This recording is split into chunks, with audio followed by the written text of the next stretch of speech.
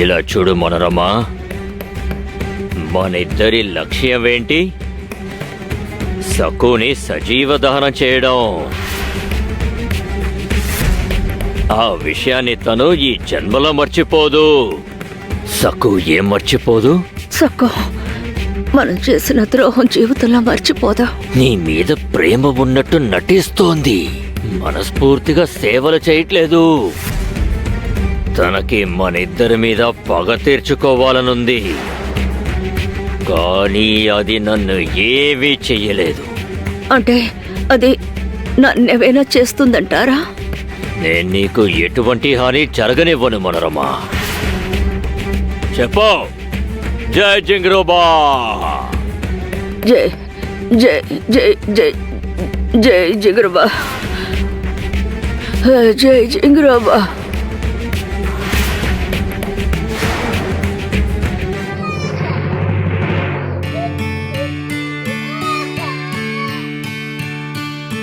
అరెరెరెరెరెరె, ఎందుకు ఏడుస్తున్నావు శంభుబాబు?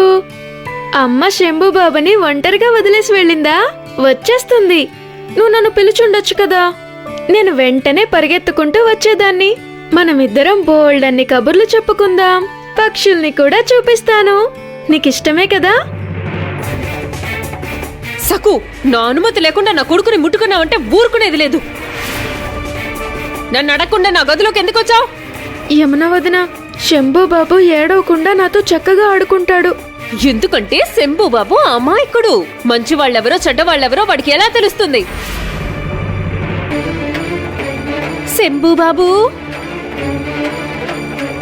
ఇది అత్తయ్య రూపంలో ఉన్న మంత్రగత్తె. దీనిని వస్సలు నమ్మకు. ఇది ఎంత తీయగా మాట్లాడినా, నీకు ఎన్ని ఆశలు పెట్టినా, నీకు ఎంత ఇబ్బంది వచ్చినా దీని దగ్గర మాత్రం వెళ్లకు.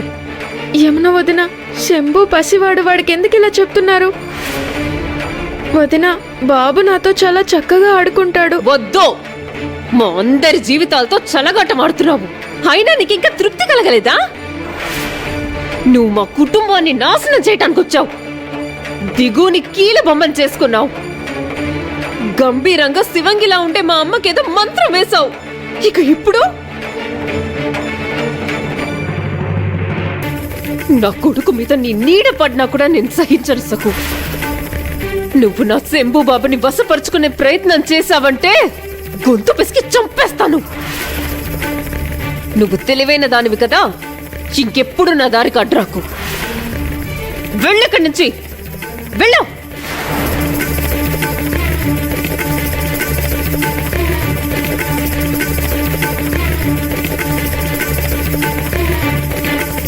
శంభుబాబు, అది అత్తయ్య కాదురా, మంత్రగత్తె. మంత్రగత్తె. సకు పెద్ద మంత్రగత్తె. సకు ఎవరు? మంత్రగత్తె. సక్కు, సక్కు మంత్రగత్తె. ఆ దుష్టురాలు సకు నిన్ను సర్వనాశనం చేయడానికి వచ్చింది. నీ ఇంటిని, నీ కుటుంబాన్ని, నీ సంపదని సమస్తం లాక్కోడానికి వచ్చింది. మనోరమా, నీ కొడుకు దిగు. ఇప్పుడు నీ అదుపులో లేడు, సకు ఆధీనంలో ఉన్నాడు. దిగుని దూరం చేసుకోకు, వాణ్ణి నీ అదుపులో ఉంచుకో. ఏం చెప్పాను? దిగుని నా అదుపులో ఉంచుకోవాలి. ఆ సకు పెద్ద మంత్రగత్తె పాండురంగ పాండురంగ అంటూ గారడీలు చేస్తోంది.